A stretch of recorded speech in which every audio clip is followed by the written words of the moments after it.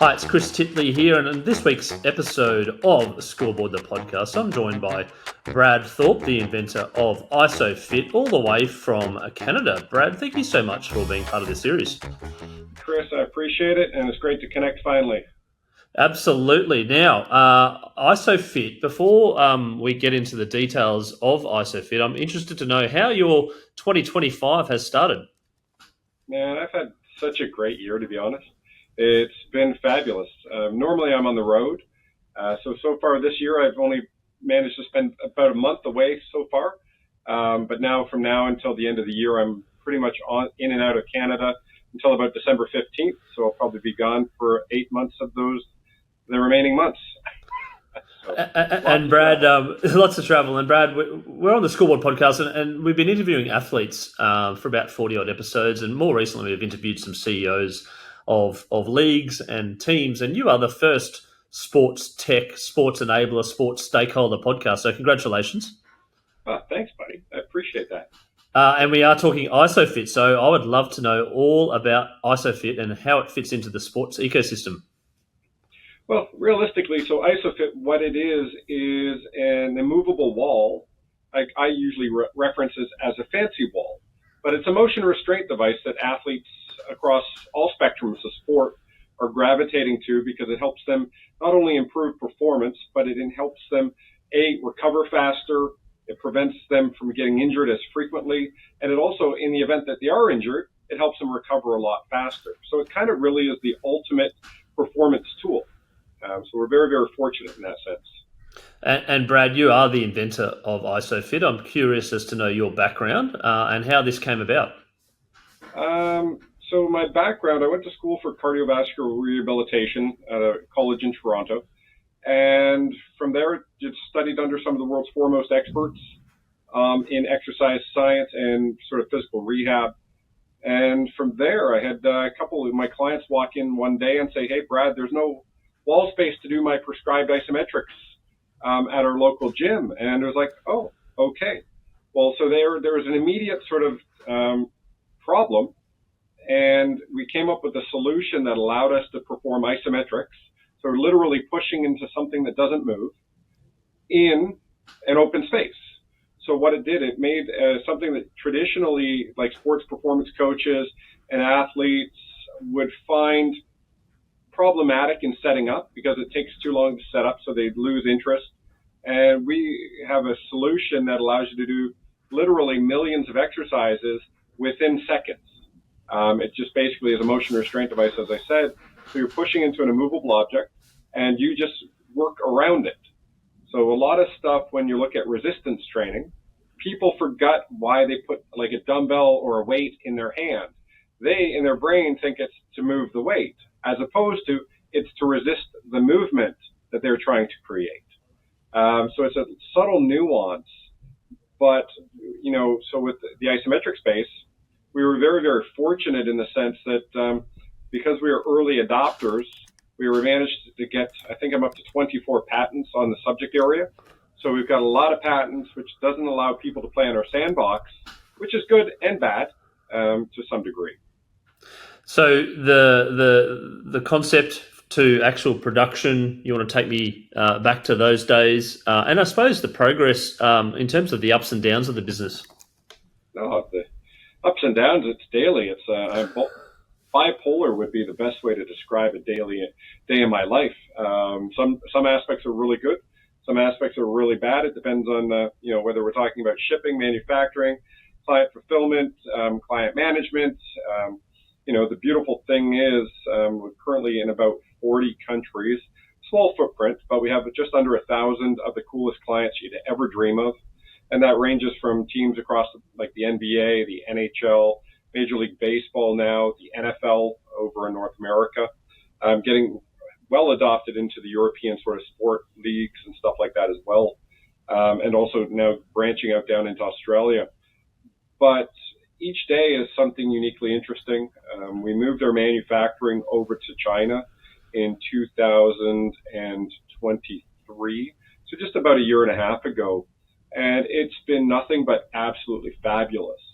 However, with recent tariff wars, over the last sort of really kind of 3 weeks, my duties and tariffs have gone from 20% to 140 or 145 effective today if I'm bringing it into the United States. So that has an immediate impact on, just our profit margins and, the consumer impact, because realistically that tariff gets passed over to the consumer at the end of the day. So they end up having to pay a slightly higher fee for a product that hasn't changed since yesterday, but now they're paying, 40% more, which, I'll leave that to the governments to do what they want. But what it does for us, it allows us to sort of say, hey, well, maybe we'll look to build up the Australian market. So we got a shipping container full of product heading down there. We have a small footprint in Australia, but from a patent perspective, we've been patented in Australia since 2011 for various sort of like ISOPHIT products. And we're pretty committed for the next sort of several years into the Australian space. I was back in Australia in October of last year for about 18 days and just was reconnected with the beauty of not only the country, but just the genuineness of the people. I do miss that. It's, it doesn't hurt to be able to walk to any beach, pretty much within a half hour. So. Yeah, no, thank you for those kind words on Australia, and we welcome you back down under at any point in time. Your interest in Australia in terms of leagues, in terms of sports, in terms of athletes, do you want to talk about that, how that came about and how the progress is thus far? Well, the nice thing is for sport, so when you're looking at human movement, so we'll just talk about the physiology of why ISOPHIT is so valuable to athletes. So before you move dynamically within the muscle structure, so isometrics is a named contraction. And what happens is the muscular system contracts isometrically first, and then you move second. So realistically, it doesn't matter what sport, whether it's surfing, whether it's basketball, whether it's rugby, AFL, or, league, we help all of those athletes perform at an optimal level. We also work with some of the world's top sprinters. And one of the things that I know because you've seen it on social, but there's this wonderful young man by the name of Gout Gout who's just taking the Australian sports scene by storm. So we started working with him in December. So we're very, very fortunate to work with some of the world's fastest young athletes. We've had athletes, in the Olympics last year, 100-meter sprinters and stuff like that. So he's not our first athlete in the sprint world that we've worked with. But we're also in basically auto racing as well. So a 5-time sort of time attack world champion, a guy by the name of Barton Maurer, he's a 5-time champion. He's been using ISOPHIT for about 3 years now. And when they're looking at sort of sport performance in the auto sector, what they're doing with the sort of the time attacks sort of speeds, like they're approaching, the forces associated with like F1 when they're going into the banking and stuff like that. And, he basically gave us a beautiful little testimonial shout out, because if it wasn't for ISOPHIT, he wouldn't be able to tolerate the forces associated with auto racing to the same level as conventional training. Because the goal with isometrics, and specifically ISOPHIT, the goal is to teach you how not to move.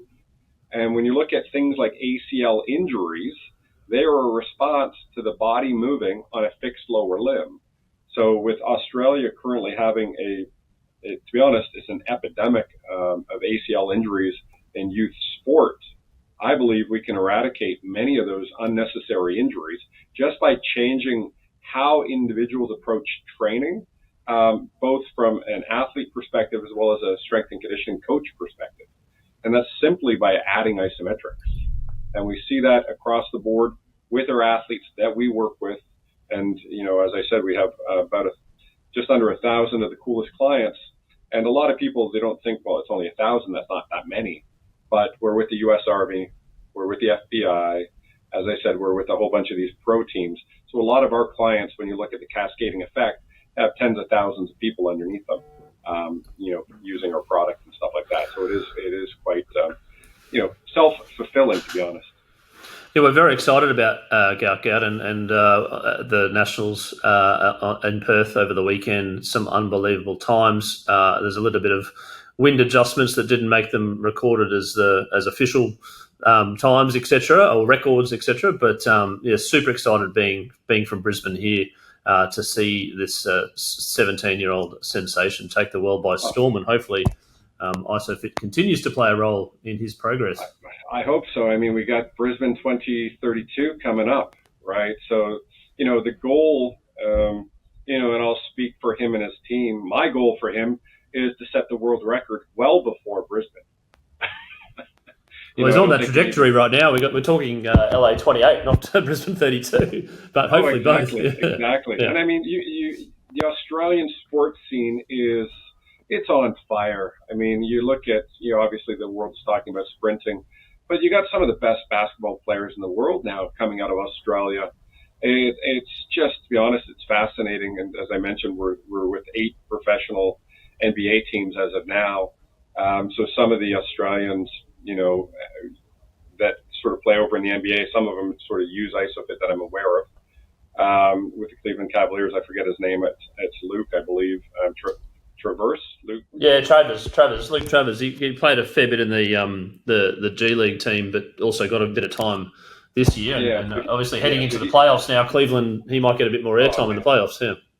Yeah, so we've been with the Cavs for 3 years now. So we've watched them go from, a decent team to now being a juggernaut within the league. And the same with the Houston Rockets as well. So we've been with them sort of the same amount of years. And both of those clubs are the ones with the largest, volume of ISOPHITs within the club. And now it's team sport. So there's many factors. There's, obviously talent acquisition. There's like new coaches and new philosophies. But one of the common things we're seeing is individuals who get ISOPHIT then improve. And that's pretty cool. And the beautiful thing about being in the sport world, like the first professional team that picked us up was a team out of Lyon, France. And they're known as the Lyon Asphalt. And that's Tony Parker's basketball team. And Tony Parker, as you know, is, a Hall of Fame basketball athlete from San Antonio Spurs. And, when he injured his, quadricep tendon, when he tore it, many years ago, he did a bunch of his rehab on ISOPHIT. That's going back to about 2017. So we've been in the sports space, for about 8 years now. And each year it's just getting bigger and better athletes are using it. And it's, I can't think of many sports we're no longer in, which is kind of interesting. Yeah, I mean, it's been you mentioned about the Houston Rockets finishing second in the Western Conference this year from a couple of years ago, finishing right at the bottom. And you also mentioned about the Spurs, and one of their lead players, Victor Wembanyama, was out the last quarter of the season with some injuries. So maybe ISOPHIT can help him.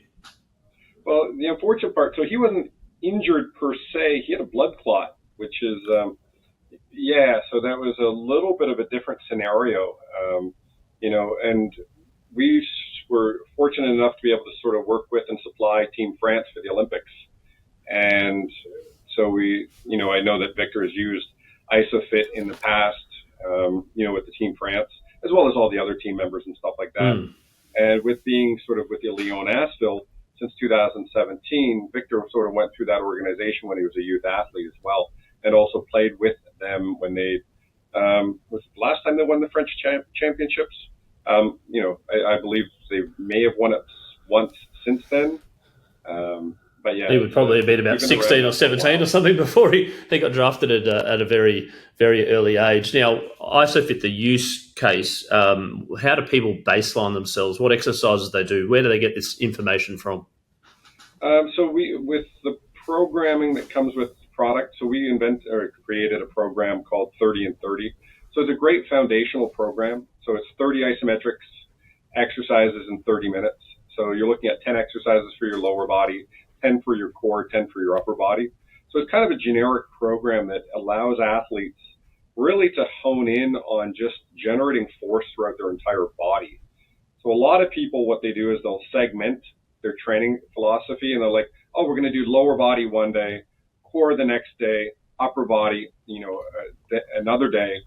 And realistically, they never touch upon the tissue enough to get adaptive change. They'll have hard workouts, but it's not enough to sort of create the change, not only to the muscular system, but you also have to think about the nervous system, the actual sort of connective tissue, the tendons, the bone structure. So a lot of stuff that we do from an exercise perspective, it's hard, but it actually doesn't prepare us for the sport that we're playing. And we end up getting injured quite frequently. Now, that's unfortunate when you think about it, because the simple solution is just to add the isometric component. And what I recommend to the individuals is daily, because you want to touch upon these tissues, because those are the ones that are going to prevent deformation. They're the ones that are going to allow you to sort of generate force, tolerate force, transfer force, and most importantly, for an athlete, express force. And the one guarantee that I can make anybody that uses our product is those 4 pillars we're going to improve. And it doesn't matter the level of sport you're currently at, whether you're a novice, athlete, or you're in the professional ranks. We see it across the board within weeks, not months, not years. We see a noticeable change in their performance literally within the first week. Right. People are like, that's not possible. It's like, well, maybe the way you're doing it's not possible. We see it all the time. And that's why, as I said, we're fortunate in the sense that, A, the people that we get to work with, but just the people that call us on a daily basis now, where it's like we traditionally have never had a sales team. We actually just started with our new head of business development today, and he's a wonderful, wonderful man. His name's Dan Braun, and he hosts a podcast, and that's actually how we got connected probably about a year and a half ago. And Dan, he's a physical therapist by education, like a doctor of physical therapy. And so he's helped me over the last sort of basically a year and a half. We're doing trade shows and stuff like that, and always been like my right-hand man. And it was like last week, it's like, hey, we need to expand this relationship. So he's come on board as our head of business development. And today, day one, he's sent me over a quote for 20 units from Division I university in the United States. And that's like day one. It's like, oh, wow, thanks, Dan, you're amazing. He's got like 13 meetings this week with D1 programs. People are excited to meet with us because of the sort of the relationships that we have, the individuals currently using our product in North America. And the price point, to be honest, the price point's not offensive. Where you look at the versatility of the product and the outcomes that it creates, like a lot of exercise equipment, when you're looking at it, especially when you get into stuff that has data monitoring and force acquisition and all that sort of stuff, you're pushing $100,000, and stuff like egregious numbers. Where you're looking at what we're charging, it's like $2,200. So like virtually, I'm not going to say it's virtually free because that would be insulting to people. But it's not like your standard selectorized piece of exercise equipment that's usually around $4,800. So, those single-use products as opposed to ISOPHIT, as I said, you can train every muscle at every muscle length in the human body. And Brad, from a different sport vertical point of view and different leagues, you talked about the collegiate system in the US. I'm interested to know what sort of a good athlete or a good player in a particular sport has in terms of force versus other sports, and can people collect some sort of baseline data to say, oh, well, actually, Gout Gout's at this level, maybe you should be at this level to get to the X level to kind of be up there? So we don't deal with that side of it. We have relationships with, whether it's Hawkins Dynamics or, I don't have a relationship with Bald, who is just in basically your backyard. They're just outside of Brisbane. So we don't necessarily have a working relationship with them.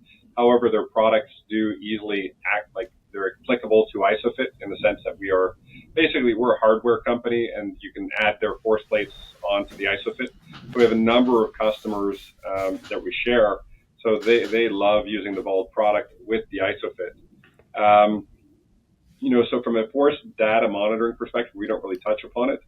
However, we do sort of hear from our trainers, our sport coaches and everything like that, that the numbers become, overwhelmingly evident that they've had improvement within a short period of time. So Yep. No, I know. I've known Laurie for many years at Val. He's doing a good job there, and I've used some of their equipment recently at a physiotherapist, and I didn't register so well, unfortunately. So I've got a baseline level for my ankles and my hammies, but my core muscles are not so good. So maybe I need to get into some ISOPHIT as well. Brad, I'm interested to know about, just touching on the collegiate system, the importance of sport. We've seen a major change in the last couple of years with the NIL, with the name, image, likeness of collegiate players, college sport, that some quarterbacks, etc., now getting paid millions of dollars in endorsements, etc. But injury prevention, injury management is so important. I'm interested to know around your views on the collegiate sport system now in the US. As I'm navigating it, it's ever changing. So that's one of the interesting things as well. It's probably more turbulent than the tariff system right now, is how I'd phrase it. So each athlete, and with the transfer portals, you don't have necessarily an athlete for 4 years anymore. You're lucky to get them for a 2. And the talented athletes are usually, one and done if you're talking about basketball. Football, you get a little bit longer just because the guys need to sort of gain size, gain experience. And the NFL is a tough, business to crack, just because their elite talent is so good. And an 18-year-old kid, he's not going to be able to withstand the forces of, a 30-year-old, offensive lineman is 360 pounds, running through him. Like one of our recent clients is an offensive lineman. He's 6'9" and 315 pounds. And he has like no fat. He's not like one of these guys that you look at and go, wow, he looks like some sort of, for lack of a better word, slob. No, this guy looks like a piece of granite that's 6'9" and 315. And it's like, who wants to run into you? And he's the small guy on the offensive line. But they raised them big. Some of the kids are just massive now. But with one of our kids last year that we worked with, so we worked with the University of, not Oklahoma, University of South Carolina, the Gamecocks, and they brought ISOPHIT in to help with this one kid, and the kid is 23 years old, and basically he was sort of coming off a year of injury, went through the transfer portal, ended up with the Gamecocks. And Raheem sort of Sanders is his name, his moniker is Rocket. So he's 6'1", 6'2", that window, but he played his last collegiate year at 245 pounds as a running back. So just a massive man. And we helped him get through, obviously, once again, a component of his treatment therapy. But he was the NCAA Comeback Player of the Year. So he basically did his rehab, continued using ISOPHIT consistently, and then this year at the NBA Combine, so he wasn't the quickest time in the 40-yard dash, but he did achieve the fastest mile per hour. And when you look at that and you go, okay, if you're 6'2" and he's slendered down, he was, I think, 219 at the Combine, but still, 219 pounds at running 23.55 miles per hour is what he reached. I wouldn't can't drive that. Can you imagine that being hit by that or having him run into you? Just incredible. So hopefully he goes within the first sort of 3 rounds. So that would be just an incredible feat for him. But to have a small part in that, I think, would be pretty awesome as well. And Brad, you mentioned about the benefits of athletes using ISOPHIT, and we're in a society where athletes are on Instagram, their personal brands, they're building themselves, their reputations, they're also trying to be high peak performance at the same time, maximising their value as a person with brands, etc. How important is it for you over the next coming while to get some testimonials, to get some people on Instagram and social media to be a bit more aware of ISOPHIT, to get that sort of flywheel working? It's starting. We've been very fortunate in the sense that we've had a lot of word of mouth growth now, which has allowed us to get to the extreme, the upper crust of human performance. So that we have. And, to get to the lower levels, to the masses is where, from a business perspective, is really where we transcend and become a global brand. We're probably about a year and a bit away from that. But yeah, we get contacted almost daily with individuals sort of saying, hey, we want to sort of rep you. We want to be your ambassador. So we're approaching that different than most people. We have a program that we're about to launch called ISOPHIT Cares. And what ISOPHIT Cares is, the goal is basically to take 10,000 athletes and get them a ISOPHIT unit at a substantially reduced cost. The program cost to them is going to be about $500 US. So we're basically subsidizing their program as well. So they'll get 2 years worth of athletic training. They'll get an ISOPHIT, and in return, they will have basically a responsibility to put out two social media posts per month for 2 years. So nothing huge. But what it does allows us is to help a ton of people. So I mean, if you look at the vested, like the cost that it would cost to do all that, it's about $144 million.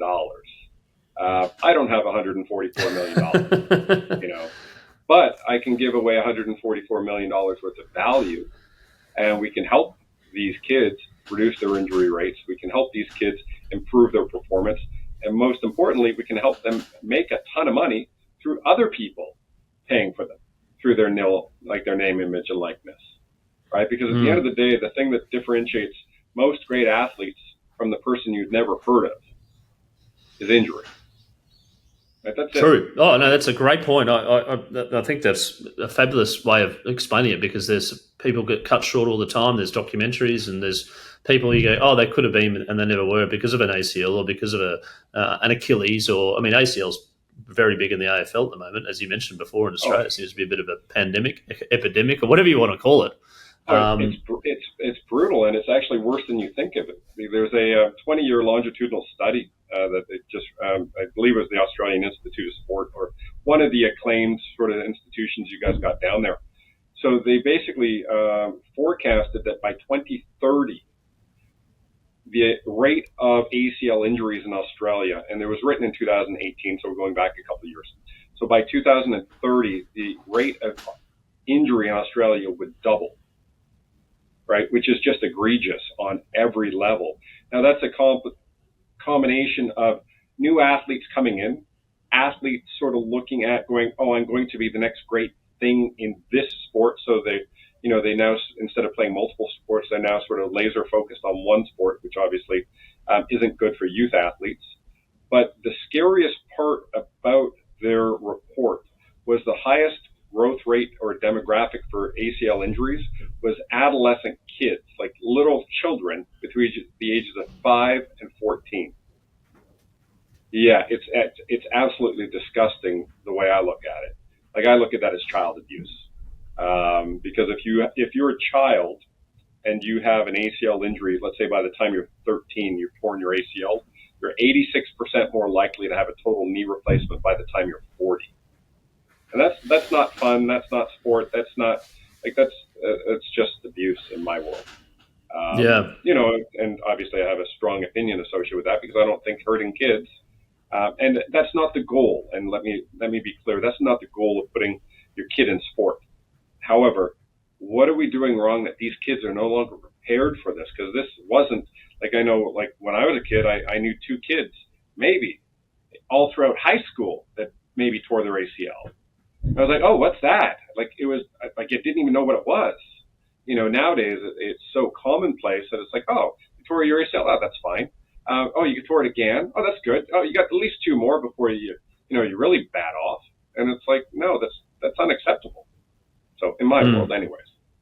We've also seen in cricket, there's a number of stress fractures as well for young fast bowlers. They're putting their weight through, and there's workload management tools now, not when I was growing up, but certainly a bit more around that. So that era, sort of like 13, 14, 15, as the boys and girls grow as well, the load goes through it, which brings me on to my next question about how early ISOPHIT is deemed for people to use? Oh my God, you should be doing it as soon as you start sport. You should actually do it 6 months before you even consider sport. So one of the issues when you're looking at sort of these bone fractures you just sort of mentioned, so muscles attached to bone via tendon. And if you haven't taken the time to build up the foundation of the tendinous structure, the bone is actually going to be weaker. The force transference is going to dissipate. But the muscle is still going to get pretty strong, right? Because you're doing all these wonderful things. So what we're doing is we're teaching these kids to get, quicker, faster, stronger, but yet more fragile.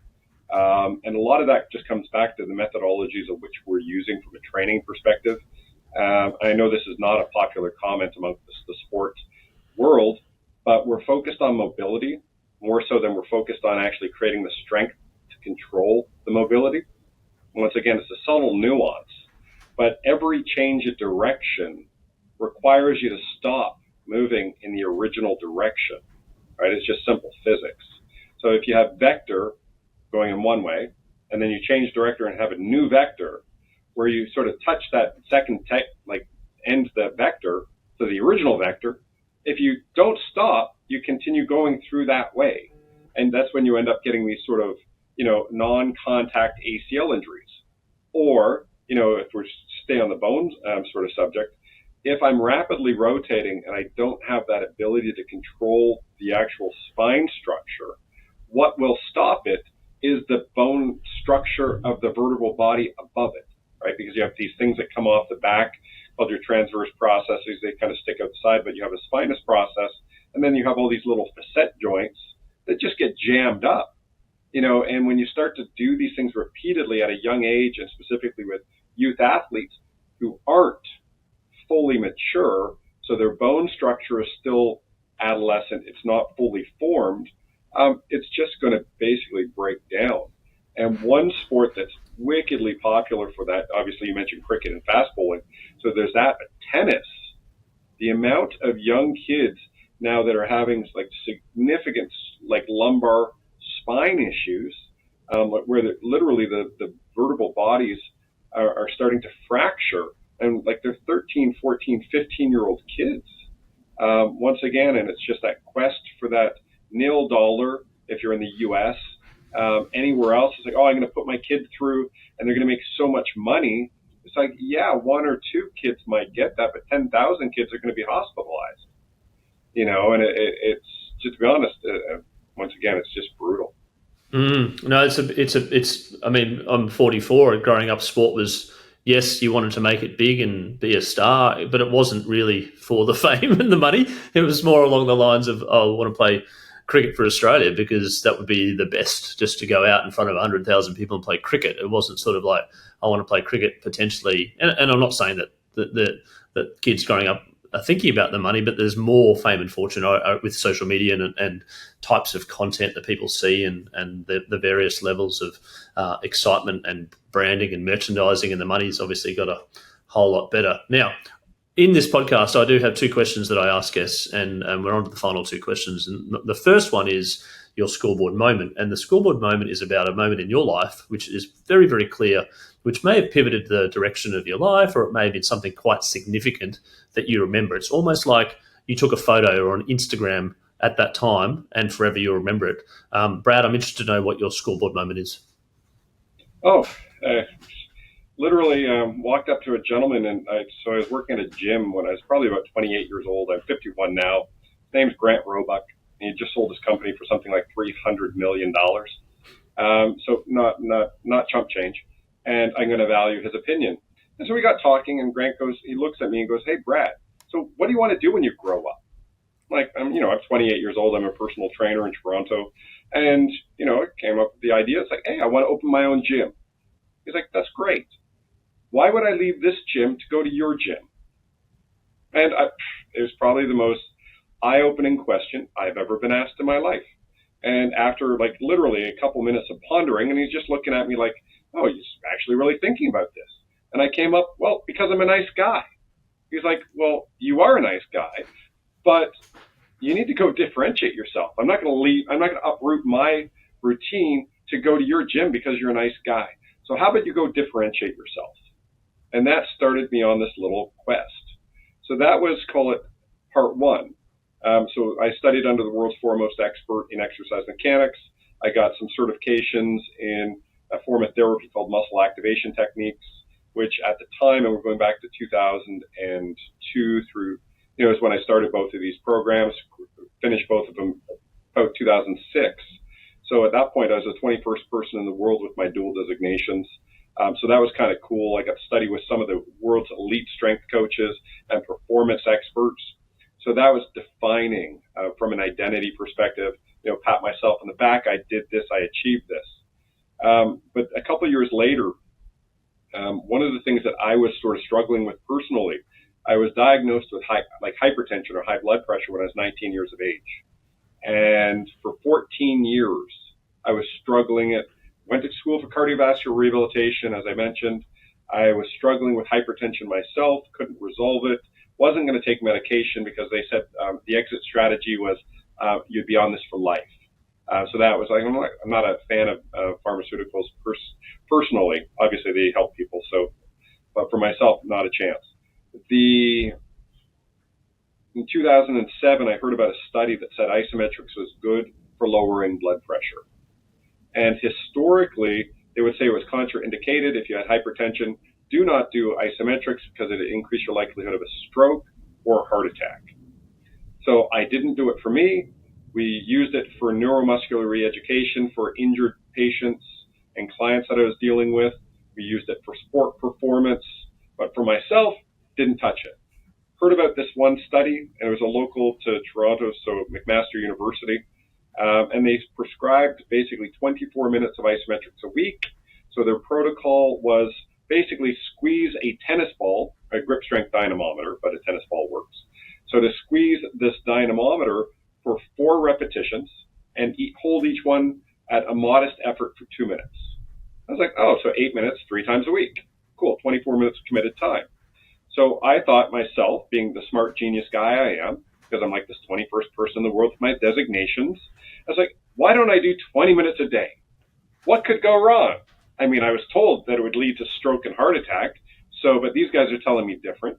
So after 14 years of dealing with hypertension and all the negative effects that go with that, 2 weeks later, my blood pressure was normalized, which is absolutely ridiculous.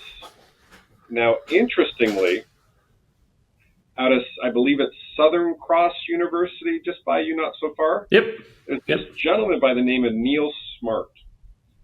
He is one of the foremost experts globally on hypertension and isometric exercise. Just an absolute genius. And many of his papers that he puts out are, in the hypertension space, renowned, which is pretty awesome. So Australia is, as I said, it holds a special place in my heart and literally has improved my heart. Because of some of the research that this man has put out in his team, and obviously he collaborates with great people around the world. But that was one of the most pivotal sort of moments, was my conversation with Grant and then reading this study, because that study transformed my life, not only from my own physical being, but the amount of people that we've been able to help potentially avoid things like stroke and heart attack. That's what I'm more proud of. Yes, we work with some of the greatest athletes in the world. Those athletes are also people. And if I can help those people, live a better quality of life going forward. And now one of the buzzwords these days, longevity. Like, everyone's talking about longevity, and it's super important for lifespan and everything like that. Well, isometrics, when they actually look at sort of some of the data, individuals that improve their dynamic strength will improve their lifespan by about 14%, which is pretty awesome. Those who have higher levels of isometric strength improve their lifespan by 31%. And that's 221% more than the dynamic side. So if you're really, truly concerned with how you're living your life, you want to be held together properly before you move. And that's where the isometric component comes in. It's the thing that naturally holds you together. It's the natural tone of muscle tissue. And when you understand that and you start to apply it, you look at it and go, wow, we really did miss the boat on this. And thankfully, I've done the deep dive. I've done the obsessive amount of research into the subject area where it's like, yeah, it works effectively. And we've seen it numerous times where we've even helped many people get off medication, right? Which is traditionally, they don't give you an exit strategy. So. Brad, that's a great moment, and thank you for sharing that. And lots of learnings there about isometrics, which I'll probably have to Google after around how to start and how to begin, etc. Because a fascinating topic for everyone, literally everyone. The other final question is your favorite sporting moment of all time. Oh man, July 1st, 2019. Wow. Clearly, I got the date wrong. It was last year, 2024. So it was a Monday morning. I had the privilege of going to the University of Gamecocks, or University of South Carolina Gamecocks, their women's basketball program on a Monday morning. They were currently the reigning champions to the NCAA women's champions. And as I said, Monday morning, 7 a.m., July 1st. The season didn't start until October. I would have put money that the national championships was 2 days away. The level of professionalism and detail and nuance of this practice was mind-boggling. And it was like just a practice. And I've been to world championships, and I've been to everything else, but to be behind the scenes of just excellence was incredible. And Molly Benetti's their strength and conditioning performance coach. And so I was a guest of hers because they just picked up some ISOPHITs.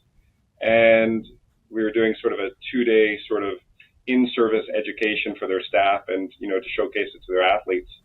But to sit there and watch these young women just practice basketball and to give you an idea of how many, out of an hour practice, 5 minutes of that practice was the ball touching the ground. It was just court movement. It was just communication. It was passing. It was spacing. And Don Staley is their head coach, an icon in basketball, nothing to do with women, just an icon in basketball. She would just move and everything would stop. And it was like watching an orchestra just perfecting their craft. I would have to say to date, that's probably my most significant sporting moment, which was a Monday morning, 7 a.m. basketball practice. Wow. Pretty crazy. And pretty crazy indeed. And sort of the level of intensity, not even, as you mentioned, not even for a game coming up with the season so far away. Brad, thank you so much for being on Scoreboard, the podcast, and sharing your views about stories from the game of sport, the intersection of business and sport and innovation and technology and life as well, in terms of some advice around, for most people, around what isometrics can do and achieve, and the progress that you've achieved thus far, particularly also in Australia with the recent athletes of Gout Gout, and also the progress that you made in other sports and injury prevention. I wish you all the best in the coming years. Looking forward to sharing your progress and looking forward to sharing a beer with you when you come back to Australia. I'll be there in October for a month. I'd have to take you up on that beer. But I appreciate your time and thanks for the opportunity.